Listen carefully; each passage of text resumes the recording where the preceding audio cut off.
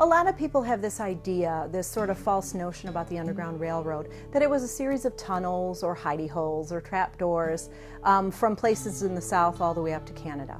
And that's not exactly what they mean by Underground Railroad. Enslaved people were considered property, particularly after the Fugitive Slave Act of 1850. There were really very punitive provisions for anyone who assisted a person to escape from slavery. And the first chance he or she gets to get away from that plantation, they're gone, and the best chance they get to do this is when a Union army marches by. They just wandered off, and there was no one to stop them. So on the roads, there were just thousands of wandering slaves going to the Union lines, the Union camp there. The first contraband, as they were labeled, came to Cairo in the summer, late spring and early summer of 1861. It became a big issue by 1862 because there were so many. There were thousands of contraband located here in Cairo in the contraband camps.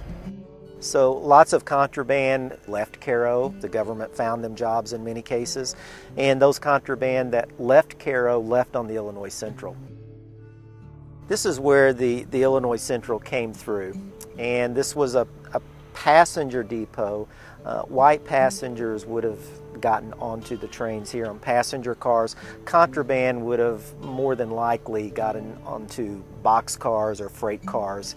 So the 110 that went from Cairo, the contraband camp, north to Elgin, this was where they embarked from. In fact, you can still see under the pavement in some places the Illinois Central rails are still exposed.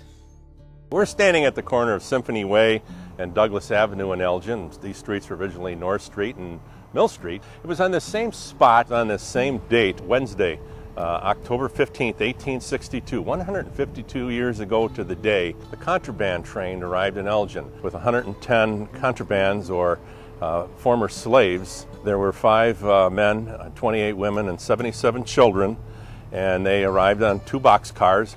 And this house is the home of the Jake Downs Sr. family.